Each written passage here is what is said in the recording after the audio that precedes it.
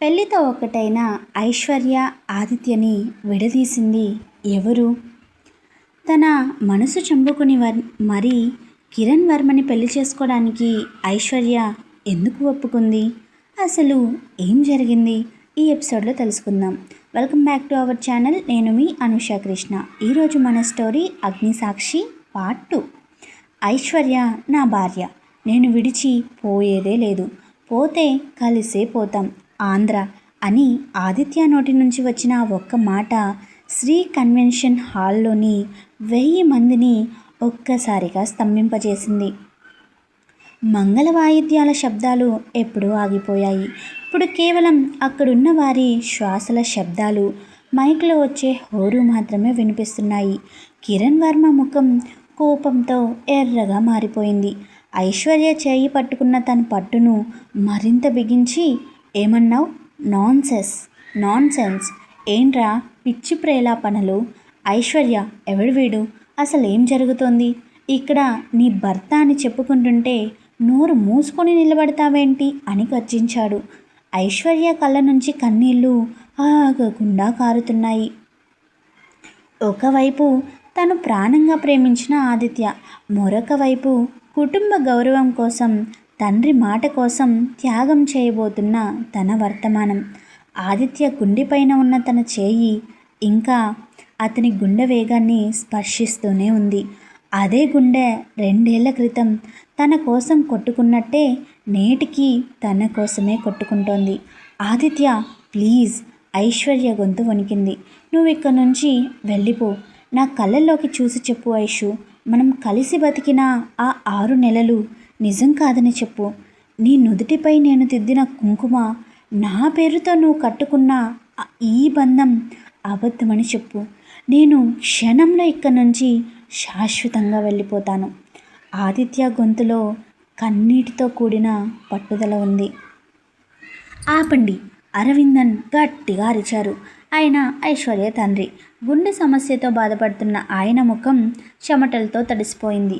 ఆదిత్య ముందుకు వచ్చి, అంకుల్, నన్ను క్షమించండి, కానీ నేను నా భార్యను వదులుకోలేను అన్నాడు. కిరణ్ తండ్రి మురుగేషన్ ముందుకు వచ్చి, అరవిందన్, ఏంటిదంతా? కేరళలో మా కుటుంబానికి ఉన్న పరువేంటో నీకు తెలుసు. ఇలాంటి పెళ్లి లేని సంబంధాలు, పాత ప్రేమ కథలు ఉన్న పిల్లతో మా అబ్బాయికి పెళ్లి చేద్దామనుకున్నారా? వీడు చెప్పేది నిజమా? ఐశ్వర్యకు ఇప్పటికే పెళ్ళైపోయిందా అని అసహనంతో అడిగాడు. అరవిందన్ కళ్ళల్లో కన్నీళ్లు సుడులు తిరిగాయి. ఆయన చేతులు జోడించి మురుగేషన్కి దండం పెడుతూ, మురుగేషన్ గారు, ఇది ఒక పెద్ద పొరపాటు మాత్రమే. వీడు నా కూతురు జీవితాన్ని నాశనం చేయడానికి వచ్చిన ఆకతాయి, అంతే అని అరవిందన్ చెప్తుంటే, ఆదిత్య తన జేబులో నుంచి ఒక పాత నలిగిపోయిన ఫోటో, ఒక చిన్న రిజిస్ట్రేషన్ కాగితం తీసి కిరణ్ వర్మ వైపు విసిరాడు. ఆ కాగితం నేలపై పడింది. కిరణ్ దానిని తీసి చూశాడు.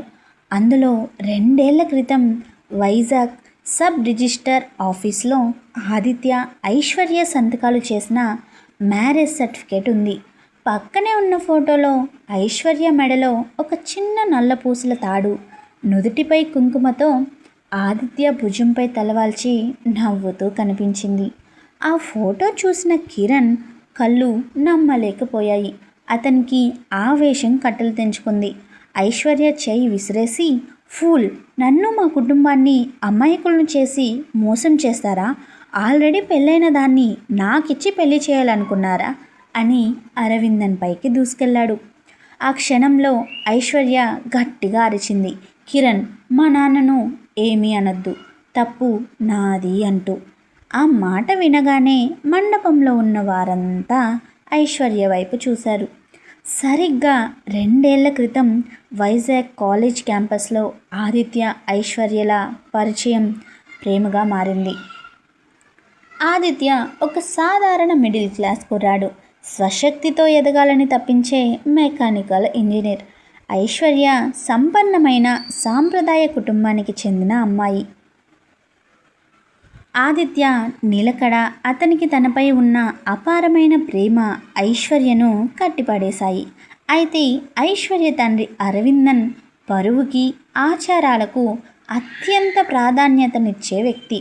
వారికి వ్యాపారంలో భారీ నష్టాలు రావడం, దానికి తోడు ఆయనకు గుండెపోటు రావడంతో ఐశ్వర్యకు ధనవంతుడైన కిరణ్ వర్మతో పెళ్లి నిశ్చయించారు. కిరణ్ వర్మ కుటుంబం సహాయం చేస్తేనే అరవిందన్ వ్యాపారం, ఇల్లు నిలబడే పరిస్థితి. ఆ విషయం తెలిసిన ఐశ్వర్య తండ్రి నిర్ణయాన్ని తట్టుకోలేకపోయింది. ఆదిత్యను వదులుకోలేక భయంతో ఒకరోజు అర్ధరాత్రి ఇల్లు వదిలి బయటకు వచ్చింది. ఆదిత్య వద్దకు వెళ్ళి ఏడ్చింది. ఆ భావోద్వేగాల సుడిగుండంలో ఏమీ ఆలోచించకుండా ఆదిత్య ఫ్రెండ్స్ సహాయంతో గుడిలో పెళ్లి చేసుకుని మరుసటి రోజు రిజిస్టర్ చేసుకున్నారు. కానీ ఆ సంతోషం ఒక్కరోజు కూడా నిలవలేదు. ఐశ్వర్య ఇల్లు వదిలి వెళ్ళిపోయిందని తెలిసిన మరుక్షణమే అరవిందన్కు రెండోసారి తీవ్రమైన గుండెపోటు వచ్చింది. ఆసుపత్రిలో మరణశయ్యపై ఉన్న తండ్రిని చూసి ఐశ్వర్య తట్టుకోలేకపోయింది. డాక్టర్లు ఈయనకు ఎలాంటి మానసిక ఆందోళన కలిగినా గుండె ఆగిపోతుంది అని చెప్పారు. ఆసుపత్రి బెడ్డుపై ఉన్న అరవిందన్ ఐశ్వర్య చేయి పట్టుకుని ఏడుస్తూ, అమ్మ ఐషు, నేను బతకాలంటే, మన కుటుంబ గౌరవం నిలబడాలంటే నువ్వు ఈ పాత ప్రేమ పెళ్ళిని మర్చిపోవాలి.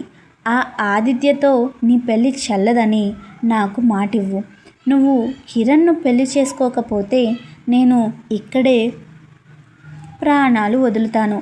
ఇది నీ నాన్నపై ఒట్టు అని ఐశ్వర్యతో ప్రమాణం చేయించుకున్నాడు. కన్న తండ్రి ప్రాణం కాపాడుకోవడం కోసం తన ప్రేమను, తన పెళ్ళిని బలిదానం చేయడానికి ఐశ్వర్య సిద్ధపడింది. ఆదిత్య దగ్గరకు వెళ్ళి, మనం చేసుకున్న ఈ పెళ్ళి ఒక తొందరపాటు నిర్ణయం. నా నాన్న ప్రాణాల కంటే నాకు ఏది ఎక్కువ కాదు. నువ్వు నన్ను మర్చిపో. మనం ఇక ఎప్పటికీ కలవకూడదు అని చెప్పి అతని జీవితం నుంచి శాశ్వతంగా దూరంగా వచ్చేసింది. ఆదిత్య ఎంత బతిమాలినా, ఎంత ఏడ్చినా ఐశ్వర్య వెనక్కి తిరిగి చూడలేదు. తండ్రికి ఇచ్చిన మాట కోసం తన గుండెను రాయి చేసుకుంది. వర్తమానంలో కన్నీళ్లతో నిండిన కళ్ళతో ఐశ్వర్య ఆదిత్య వైపు చూసింది. ఆదిత్య, నేను ఆ రోజే చెప్పాను కదా, నా నాన్న ప్రాణాల కోసం నేను నీకు దూరం అయ్యాను. ఈరోజు మా నాన్న గౌరవం కోసం నేను కిరణ్ను పెళ్లి చేసుకోవాలి. ప్లీజ్ నన్ను వదిలేయని దండం పెట్టింది. ఆదిత్య ఆమె ముందుకు వచ్చి ఆమె కన్నీళ్లను తుడవబోయాడు. కానీ ఐశ్వర్య వెనక్కి తగ్గింది. ఐషు, నీ నాన్న ప్రాణాలు నీకు ఎంత ముఖ్యమో నీ సంతోషం కూడా నాకు అంతే ముఖ్యం. కానీ ఈ 2 ఏళ్లలో నేను తెలుసుకున్నది ఏంటో తెలుసా? ప్రేమను త్యాగం చేయడం వల్ల ఎవరూ సంతోషంగా ఉండరు. నువ్వు నన్ను కాదని ఈ పెళ్లి చేసుకుంటే మీ నాన్న బ్రతుకుతాడేమో, కానీ నువ్వు ప్రతిరోజు చచ్చి బతుకుతావు. కిరణ్ నిన్ను ప్రేమిస్తున్నాడా? లేదు. అతను నిన్ను ఒక అందమైన వస్తువులా చూస్తున్నాడు. అది నీకు కూడా తెలుసు అన్నాడు ఆదిత్య నిలకడగా. కిరణ్ వర్మ కోపంతో ఆదిత్య షర్ట్ కాలర్ పట్టుకున్నాడు. ఏయ్, ఎంత ధైర్యం ఉంటే నా పెళ్లి మండపంలోకి వచ్చి నా వధువుతోనే ఇలా మాట్లాడతావు? పోలీసులు వచ్చి నిన్ను బయటకు నెట్టేలోపు మర్యాదగా ఇక్కడి నుంచి వెళ్ళిపో అని హెచ్చరించాడు. ఆదిత్య కిరణ్ చేతిని నెమ్మదిగా కానీ గట్టిగా పక్కకు తోసేశాడు. కిరణ్ వర్మ, నువ్వు కేరళలోనే పెద్ద వ్యాపారవేత్తవి కావచ్చు, కానీ ఒక పవిత్రమైన బంధాన్ని, ఒక అమ్మాయి మనసును డబ్బుతో కొనలేవు. ఐశ్వర్య నా భార్య. చట్టపరంగా, ధర్మపరంగా ఆమె నాది. నీకు ధైర్యం ఉంటే ఐశ్వర్య కళ్ళలోకి చూసి ఆమె నిన్ను మనస్ఫూర్తిగా ప్రేమిస్తుందో లేదో అడుగు అని సవాల్ విసిరాడు. అక్కడే ఉన్న వారంతా నిశ్శబ్దంగా ఉండిపోయారు. కిరణ్ ఐశ్వర్య వైపు చూసి, ఐశ్వర్య చెప్పు, వీడు చెప్పేది నిజమా? నువ్వు నన్ను బలవంతంగా పెళ్లి చేసుకుంటున్నావా అని గద్దించాడు. ఐశ్వర్య ఏమీ మాట్లాడలేకపోయింది. కిరణ్కు ఆమె మౌనమే సమాధానంగా మారింది. మురుగేషన్ కోపంతో ఊగిపోతూ, చాలు కిరణ్, ఇక ఈ నాటకాలు చాలు. పరువు లేని ఈ కుటుంబంతో మనకు ఎలాంటి సంబంధం అవసరం లేదు. పద పోదాం అని కిరణ్ను లాగబోయాడు. కానీ కిరణ్ వర్మ అహంకారం దెబ్బతింది. లేదప్పా, వీడు వచ్చి నా పెళ్ళిని ఆపుతాడా? ఐశ్వర్య, నువ్విప్పుడు ఈ తాళి కట్టించుకోకపోతే మీ నాన్న కంపెనీ రేపే వేలానికి వెళ్తుంది, మీ కుటుంబం వీధి పాలవుతుంది, ఇది నా వార్నింగ్ అని బెదిరించాడు. ఆ మాట వినగానే అరవిందన్ గుండె పట్టుకుని కింద పడిపోయాడు. అయ్యో నాన్న అంటూ ఐశ్వర్య పరుగెత్తుకెళ్ళి తండ్రిని పట్టుకుంది. మండపంలో గందరగోళం నెలకొంది. ఆదిత్య వెంటనే ముందుకు వచ్చి అరవిందన్ పల్స్ చెక్ చేశాడు. జస్ట్ స్పృహ తప్పాడు అని. అంకుల్ కళ్ళు తెరవండి అంటూ అరవిందన్ ముఖంపై నీళ్లు చల్లాడు ఆదిత్య. అరవిందన్ కళ్ళల్లోకి చూస్తూ, అంకుల్, మీ కూతురి సంతోషాన్ని బలిచ్చి మీరు పొందే గౌరవం నిజమైన గౌరవం కాదు. మీరు ఐశ్వర్యని ప్రేమించారు, కానీ ఆమె మనసుని అర్థం చేసుకోలేదు. నా దగ్గర కిరణ్ వర్మకున్నంత 1000 కోట్లు లేకపోవచ్చు, కానీ ఐశ్వర్యను కంటికి రెప్పలా కాపాడుకునే గుండె ఉంది. ఈ 2 ఏళ్లలో నేను ఊరికే కూర్చోలేదు. వైజాగ్ నుంచి హైదరాబాద్ వచ్చి నా సొంత కంపెనీ స్టార్ట్ చేశాను. మీ రుణాలన్నీ తీర్చేంత సామర్థ్యం ఈరోజు నాకుంది. మీ కూతుర్ని నాకిచ్చి చూడండి, ఆమెను రాణిలా చూసుకుంటాను అని నమ్మకంగా చెప్పాడు.